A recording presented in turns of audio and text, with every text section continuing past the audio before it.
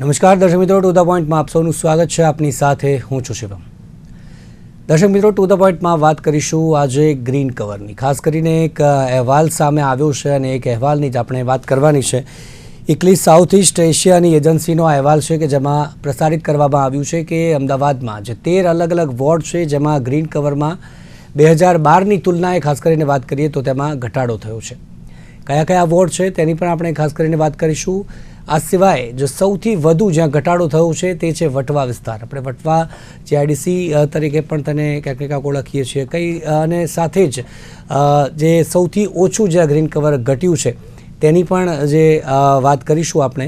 આ સાથે જ એવા પણ ઘણા બધા જે વોર્ડ છે કે જ્યાં ગ્રીન કવરમાં વધારો પણ સામે આવ્યો છે, જ્યાં અસારવામાં 55% જેટલો ગ્રીન કવર જેમાં વધારો થયો છે.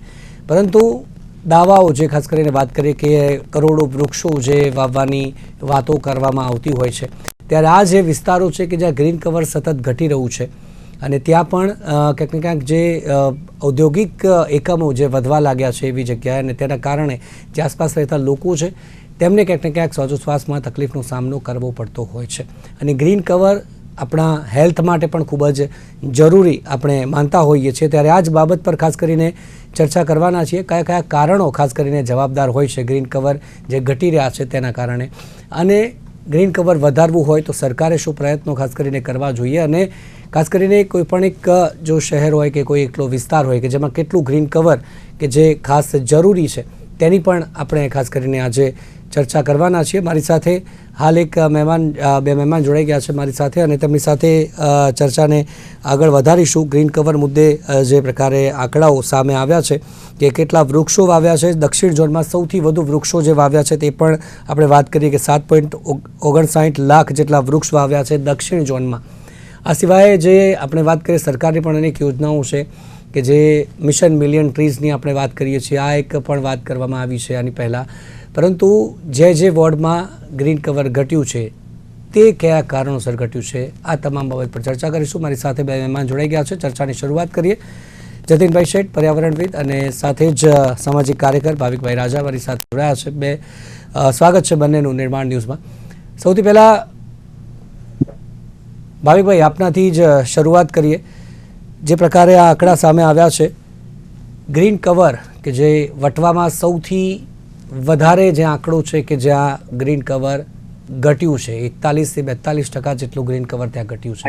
અને વટવા કેમ આપણે કહીએ છીએ ઔદ્યોગિક એકમો ત્યાં વધારે છે આપણે સૌ જાણીએ છીએ. શું કારણ આપને લાગી રહ્યું છે જે ગ્રીન કવર ઘટી રહ્યું છે અમદાવાદમાં? એક તો જે સિટીમાં એક જે લાગી રહ્યું છે કે ગ્રીન કવરને આપણે મહત્વ આપી નથી રહ્યા, અને એના કારણે જે મુશ્કેલી પડી રહી છે એ પણ આપણે સમજી નથી શકી રહ્યા. અને ઉલટાનું વિકાસની વાત અને ઇન્ડસ્ટ્રીયલાઇઝેશન, આડેધડ ઇન્ડસ્ટ્રીયલાઇઝેશન અને એમાં વૃક્ષો ને બધાનું નિકંદન, એને આપણે વધારે સ્ટ્રેસ આપીએ છીએ. એટલે વટવાથી માંડીને આખા એ નારોલ કે તમામ વિસ્તારમાં તમે જુઓ કે ઇન્ડસ્ટ્રી એટલી બધી ખુલી છે, અને એ ઇન્ડસ્ટ્રી પોતે પોલ્યુશન પર કંટ્રોલ કરવાનો પણ કોઈ પ્રયત્ન નથી કરતી, અને એમને ક્યાંય પણ અડચણરૂપ થાય તો એ ઝાડને કાપી નાખે. બીજું એ છે કે માન લો કે રસ્તા બને, રસ્તા પહોળા થાય કે ફ્લાયઓવર બને, તો એ બધામાં પણ કોર્પોરેશન ખુદ અને સરકાર એ અનેક પ્રકારના વૃક્ષોને કાપી નાખતા હોય છે, એને કાઢી નાખતા હોય છે. હવે તમે વાર તહેવારે વૃક્ષારોપણ કરો, પણ એ વૃક્ષારોપણ કર્યા પછી એનું વ્યવસ્થિત જતન થાય છે કે કેમ, એને કોઈ પાણી પીવડાવે છે કે કેમ, એ બધા સવાલ તો હજી પાછા ઊભા જ છે. એટલે ખાલી દેખાડવા ખાતર વૃક્ષારોપણ થાય અને તમે મિલિયન ટ્રી નો તમે મિશન એ કરો, એનાથી કોઈ મતલબ નથી. તમે જે પારંપરિક બધા જે ઝાડો છે એને તમે જે કાપી નાખીને જે ખતમ કરી રહ્યા છો, એ સરવાળે તો સીધી વસ્તુ છે કે ગ્રીન કવર એ ઘટવાનું જ છે સિટીમાં. જી જતીનભાઈ, આપનું શું મંતવ્ય છે? જતીનભાઈ, જે આંકડાઓ આપે પણ કદાચ જોયા. શિવમભાઈ, ભાવિકભાઈ બહુ સારું કીધું. સાથે મારે થોડુંક ઉમેરવું છે કે આજે વટવામાં જે વાત થઈ કે વટવામાં ગ્રીન કવર ઘટે, એટલે એ તો બહુ જોખમી કહેવામાં આવે છે. કારણ કે વટવામાં ગ્રીન કવરની કદાચ વધારે જરૂર છે. ગ્રીન વટવા છે એમાં કેમિકલ ઇન્ડસ્ટ્રીઝ અને એનું જે પ્રદૂષણ નો ડાઉટ હમણાં હું ગયો ત્યારે લાગ્યું પહેલા કરતા થોડું ઓછું થયું છે પ્રદૂષણ, પણ વટવામાં આ પ્રમાણે થાય તો એ બહુ ચિંતાજનક પરિસ્થિતિ કહેવાય. સવાલ એ છે કે એ વિસ્તારોમાં મોટે ભાગે કામદાર વિસ્તારો હોય છે, એટલે એમાં મ્યુનિસિપલ કોર્પોરેશન એના પર બહુ એની ધ્યાન હોતું નથી. કારણ કે એના જે ત્યાંના રિપ્રેઝેન્ટેટિવ હોય છે, પ્રતિનિધિઓ, મ્યુનિસિપલ કાઉન્સિલર, એ પણ એટલા પેલા એ ના હોય કે એટલા ભણેલા, એટલી રજૂઆત કરવાની શક્તિ વાળા. એના કારણે એ વોર્ડને મેં જોયું જે વિસ્તારોમાં સામાન્ય રીતે આર્થિક રીતે નબળા લોકો રહે છે, કામદાર વર્ગ રહે છે, ત્યાંની રજૂઆતો નબળી જ હોય છે અને એના કારણે એ લોકોને સૌથી વધારે નુકસાન થાય છે. હવે જયારે આપણે આટલું આવા દર વર્ષે લક્ષ્યાંક આપતા 20 લાખ ને 30 લાખ ને 40 આવા લક્ષ્યાંક આપતા હોય ત્યારે લક્ષ્યાંક શું ખરેખર આપણે માત્ર આપવા ખાતર આપીએ છીએ, માત્ર બજેટ ની વધારે ફાળવણી થાય એટલા માટે આપીએ છીએ? સવાલ એ છે. અને આ જે બધા સવાલો લોકો સમજે પણ છે, પણ શિવમભાઈ તકલીફ એ છે કે આ સમજવા છતાંય નાગરિકો કશું બોલી શકતા નથી. કારણ કે એવી એક કડી ફૂટે છે, નાગરિકોનું સંગઠન ફૂટે છે કે જેના દ્વારા આ લોકોની એકાઉન્ટેબિલિટી થાય. એટલે આ જયારે વૃક્ષારોપણ કરવું એ તો સહેલી વાત છે. હા, વૃક્ષારોપણ કરવું. હેલો, જી સંભળાય છે, બોલો. વૃક્ષારોપણ કરવું એ મોટી વાત નથી, અને એમાં ફોટા પડાવવા, જાહેરાતો કરવી એ બધું તો બહુ આકર્ષક છે. પણ એને જયારે પછી એ વૃક્ષો ખરેખર ઉછરે છે કે કેમ, એના માટે વ્યવસ્થા કરે છે કેમ, એના માટે ડેડિકેશન, એટલે ખરેખર સંવેદનાશીલ છે કેમ, સંવેદન છે કે ભાઈ મેં જે વૃક્ષો વાયા એ મરી ન જાય. તો આ જે પરિસ્થિતિ છે એ પરિસ્થિતિ આપણે જોતા સમજતા નથી. ઉદ્યોગોનું જે પ્રમાણે વિસ્તૃતિકરણ થાય એનો પણ વાંધો નથી, આવકારદાયક છે, પણ એ પર્યાવરણના ભોગે થતા હોય, લોકોના ભોગે થતા હોય તો એનો ચોક્કસ આવકાર આપી શકાય નહીં. અને મારી દ્રષ્ટિએ એ તો ખરેખર ક્રાઇમ છે, ક્રાઇમ છે. જો તમે સોસાયટીને નુકસાન થાય એવું કંઈ પણ કરો તો ચોક્કસપણે એ બહુ મોટો ગુનો ગણાવવો જોઈએ. પણ એને આપણે વિકાસની પરિભાષામાં ફેરવી નાખ્યું છે, એટલે આપણે એને વિકાસ કહીએ છીએ. પણ જેથી ત્યાંના રહેવાસીઓના જીવન પર, એમના આરોગ્ય પર શું અસર થાય છે એની આપણે પરવા જ નથી કરતા. કારણ કે એ લોકો કામદાર છે, એ લોકો ગરીબ છે, આર્થિક રીતે નબળા છે, એમનો કોઈ અવાજ નથી. મુશ્કેલી એ છે. જી ભાવિકભાઈ, મણિનગરની પણ વાત કરીએ, આ સિવાય સ્ટેડિયમ વિસ્તાર, નવરંગપુરા વિસ્તાર, પાલડીની પણ વાત કરીએ. આ પણ એવી જગ્યાઓ છે કે જ્યાં ગ્રીન કવર ઘટ્યું છે. અહીંયા પણ કદાચ આપણને એવું લાગે કે અહીંયા તો એવા વિસ્તાર છે કે જ્યાં વધે, નવરંગપુરા વિસ્તાર છે, મણિનગર છે, પરંતુ ત્યાં પણ ઘટી રહ્યું છે. તેમાં પણ શું કારણ આપને લાગી રહ્યા છે? કારણો તો બધામાં સેમ જ છે. એ જે પ્રકારે માન લો કે ફ્લાયઓવર થી માંડીને બધા જે ડેવલપમેન્ટના નામે જે બધા કામો ચાલી રહ્યા છે, એમાં વૃક્ષોનું નિકંદન બધા જ વિસ્તારમાં થઈ રહ્યું છે.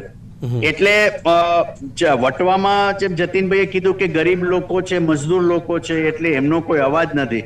પણ એ સિવાયના વિસ્તારોમાં જ્યાં સંપન્ન લોકો રહે છે અથવા તો પ્રમાણમાં થોડા ભણેલા ગણેલા લોકો રહે છે, ત્યાં પણ હવે વિકાસના વિરુદ્ધમાં બોલવું એ થોડું મુશ્કેલ બાબત છે. અને એમાં એકલા પાડી દેવાય છે, એમાં ટાર્ગેટ કરવામાં આવે છે. એટલે એવા ઘણા બધા ફેક્ટર્સ છે કે જેના કારણે બોલી શકતા નથી. અને જેમ કે તમે પાંજરાપોળનું જ તમે ઉદાહરણ લો, પાંજરાપોળમાં તમે એ ફ્લાયઓવર બનાવવા માટે કેટલા બધા વૃક્ષોનું તમે નિકંદન કરશો. ત્યાં નાગરિકોએ વિરોધ કર્યો, ત્યાં કોર્ટમાં કેસ થયો, બધું જે થયું, પણ તોય એ ફ્લાયઓવર, અને જોવા જેવું એ છે કે એનાથી 10 ડગલા આગળ બીજો ફ્લાયઓવર છે જ. એટલે આપણે આટલા બધા ફ્લાયઓવર, એ પાછો હાઈવે બી નથી કે ત્યાં તમારે આટલા બધા ફ્લાયઓવરની જરૂર પડે. એટલે તમે આડેધડ ખાલી કોન્ટ્રાક્ટરોને ફાયદો કરાવવા માટે તમે વૃક્ષોનું જો નિકંદન કરો અને ડેવલપમેન્ટના નામે બધા પ્રોજેક્ટ એ રીતના લાવો કે જેથી કરીને આ બધા વૃક્ષો બચે નહીં, તો ગ્રીન કવર તો ઘટવાનું જ છે. એ એક બહુ સ્વાભાવિક પ્રક્રિયા છે. શિવમભાઈ. જી. અને તેની સાથે જે વધ્યા છે જતીનભાઈ, સૌથી વધારે જે કુબેરનગર વિસ્તાર છે, 246% આંકડો આપ્યો છે કે ત્યાં આટલું બધું વધ્યું છે. વસ્ત્રાલ છે, અસારવા છે, શાહપુર છે, નિકોલ, આ તમામ વિસ્તારો છે, ગોતા, થલતેજ, ઇન્દ્રપુરી, સહેજપુર, અહીંયા બધે જ જે પ્રકારે 200% કરતાં પણ વધારે, ક્યાંક 55%, ક્યાંક 42% એવો વધારો પણ છે ગ્રીન કવરમાં. અને બીજા હમણાં જે આપણે વાત કરી કે લાંબા, પાલડી, રાણી, અમરાઈવાડી, ખોખરા, દાણી લીમડા, વેજલપુર, આ બધી જગ્યાએ ઘટાડો થયો છે.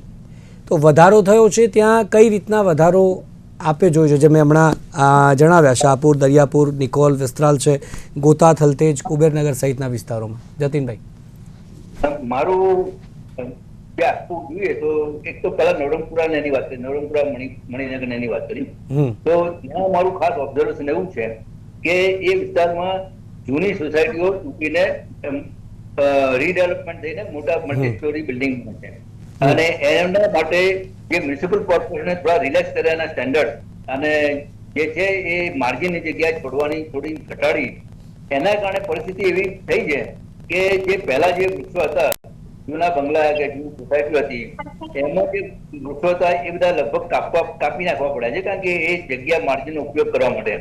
એટલે જે માર્જિન ઘટવાથી અને હવે અત્યારે જેટલું માર્જિન છે એમાં માત્ર પેન્ડુલા જ વાવી શકાય એવું જ માર્જિન રહ્યું છે, અને એમાં જેની કેનોપી જેનો વિસ્તાર થાય એવા વૃક્ષો તો વાવી શકાય એવું છે જ નહીં. એટલે એક આ કારણ છે કે જે નવરંગપુરા, મણિનગર કે એવા વિસ્તારોમાં જે ઘટ્યું એનું આવું કારણ હોઈ શકે એમ હું ચોક્કસપણે માનું છું.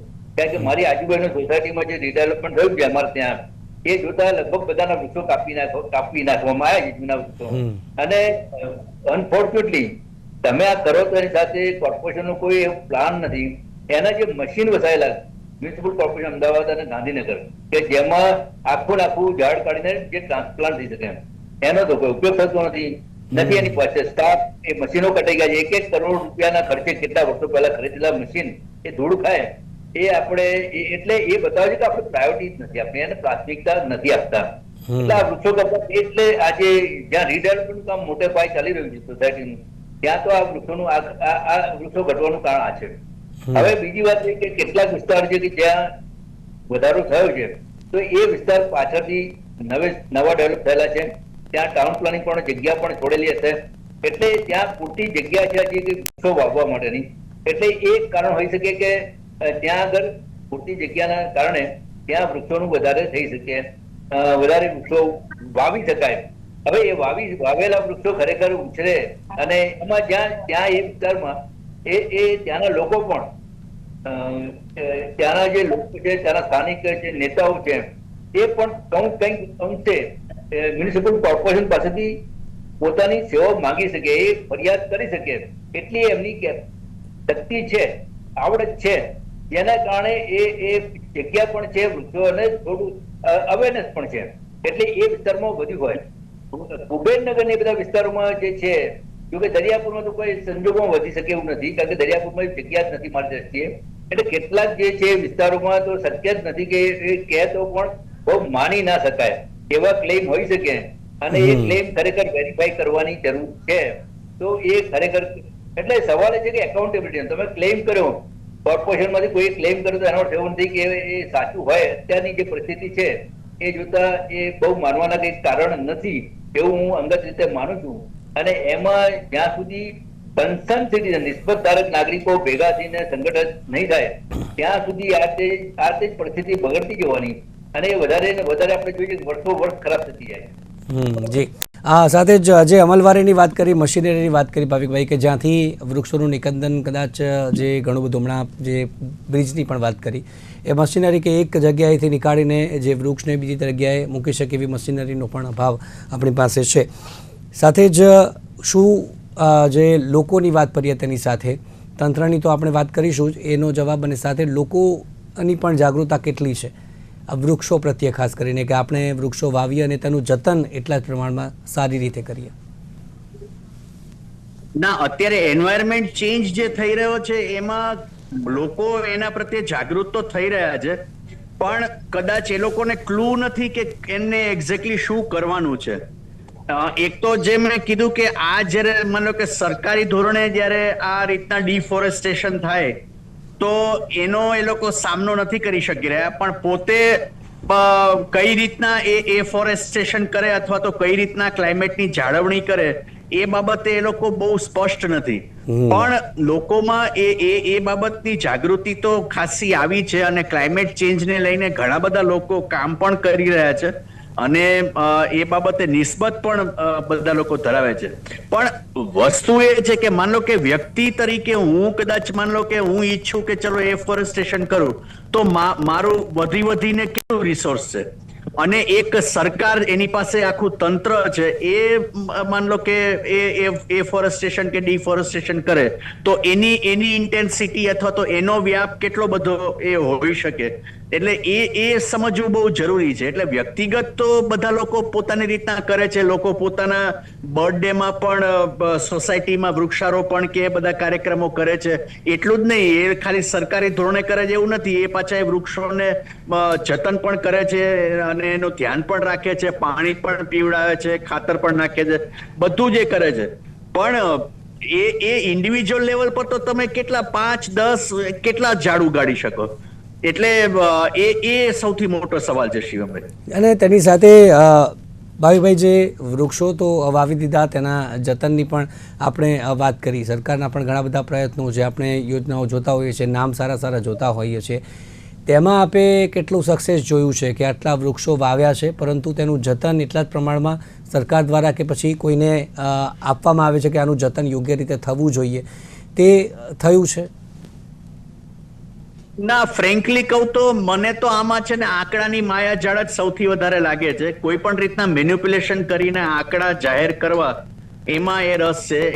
એ ઇવન કોર્પોરેટર હોય કે મંત્રી હોય, જે પણ વૃક્ષારોપણ કરે છે, બીજી વખતે જોવા પણ નથી જતા કે વૃક્ષો જીવે છે કે નથી જીવતા. અથવા તો માન લો કે પોતે ના જઈ શકતા હોય તો એ માન લો કે પોતાના તંત્રમાં એ રીતના આદેશ કરે અથવા તો સૂચના આપે કે ભાઈ આનું બરાબર રીતના જતન કરો અને એનો મને રિપોર્ટ આપતા રહો.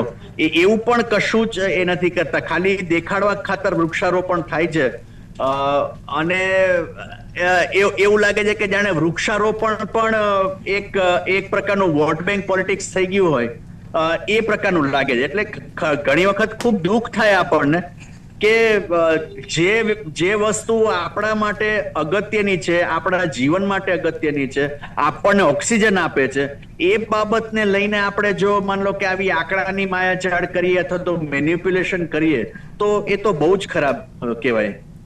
ચોક્કસથી વૃક્ષ કેમ જરૂરી છે, વૃક્ષ વાવવા કેમ જરૂરી છે, તેનું જતન કેમ કરવું જરૂરી છે, કોઈને બતાવવાની કદાચ જરૂર નથી.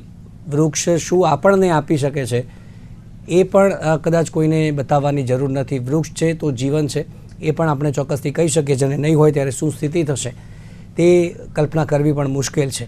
જતીનભાઈ, આજ પ્રમાણેના જો કાર્યક્રમો રહ્યા, આજ પ્રમાણેનો વિકાસ રહ્યો, આજ પ્રમાણેના આંકડા રહ્યા ઘટાડાના, તો આવનારા ભવિષ્યમાં કઈ રીતે આપ જે પરિણામો જોઈ રહ્યા છો?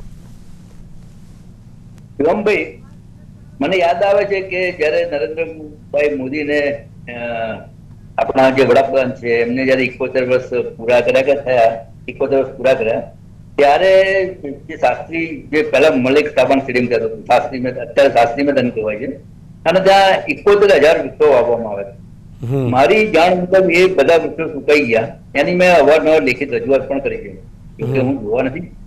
પણ એ જે 71,000 વૃક્ષો હતા એનું જતન કર્યું કેમ? જયારે આવી વ્યક્તિ જયારે વડાપ્રધાન હોય અને એમની યાદમાં એમને 71 વર્ષ પૂરા થાય ને એના પેલા તરીકે એને સમર્પણ આપણે આપતા હોઈએ, અમે ત્યારે આવા જો વૃક્ષો વાયેલા પ્રત્યે પણ જો કમિટમેન્ટ ન હોય તો મને લાગે છે કે કેટલી મોટી બેપરવાહી છે એ આપણે જોઈ શકીએ.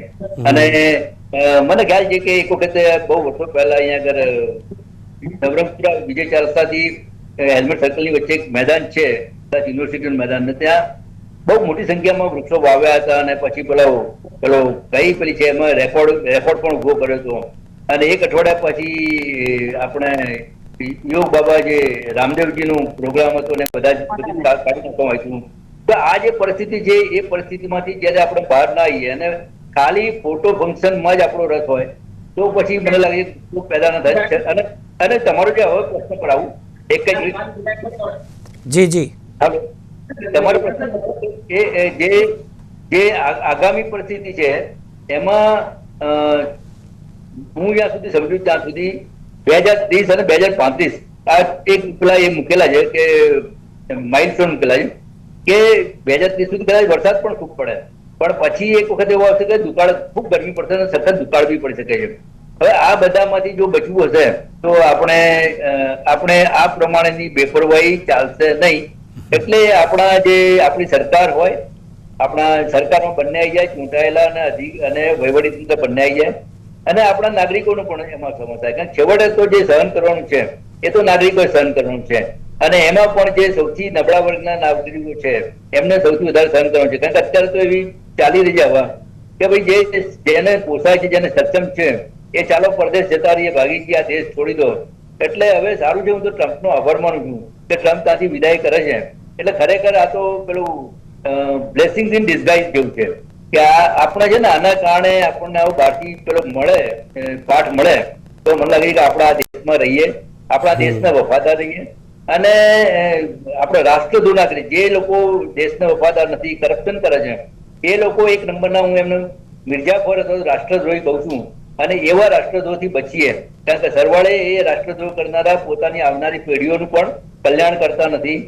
અને પછી એ જે છે એ સમજતા નથી કે અમે 7 પેઢીને મૂકી જવા માંગતા હોઈએ, પણ એ બીજી ત્રીજી પેઢીએ તો બરબાદ થઈ જશે.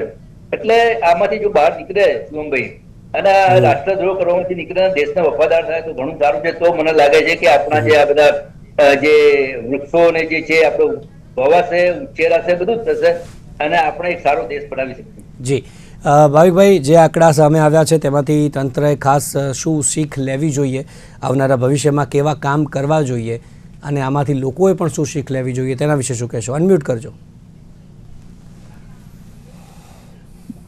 મારું માનવું છે કે એકચ્યુઅલી તંત્રએ પ્રજાલક્ષી અભિગમ અપનાવવો જોઈએ, અને એ વસ્તુ સમજવી જોઈએ કે પણ કોઈ પણ ભોગે વિકાસ નહીં. વિકાસના કામોમાં તમે એ કરતા હો તો એમાં વૃક્ષોને કાઢી નાખવાના કે એ કરવાના એ બિલકુલ બરાબર બાબત નથી. એટલે તંત્રએ તો એ ખાસ પાઠ એ ભણવો જોઈએ કે કોઈ પણ વિકાસ એ પર્યાવરણના ભોગે ના થવો જોઈએ. એટલે કોઈ વસ્તુથી માન લો કે પોલ્યુશન થતું હોય તો એ પણ વસ્તુ ના થવી જોઈએ. અને ખાસ કરીને ભ્રષ્ટાચાર છોડીને બધા જે ઇન્ડસ્ટ્રીઝ છે એ લોકો પોલ્યુશનનું બરાબર એના ફેક્ટરીમાંથી નીકળતા પાણી અને એ બધાની ટ્રીટમેન્ટ બરાબર કરે, એ બધા બાબતે પણ ખાસ ધ્યાન રાખવું જોઈએ, જેથી કરીને ગ્રાઉન્ડ વોટર સાથે એ ના થાય. કારણ કે એ પણ સરવાળે તો વૃક્ષોના ઉગવા અને એ બધા બાબતમાં એ ફેક્ટર પણ કામ કરતું હોય છે. એટલે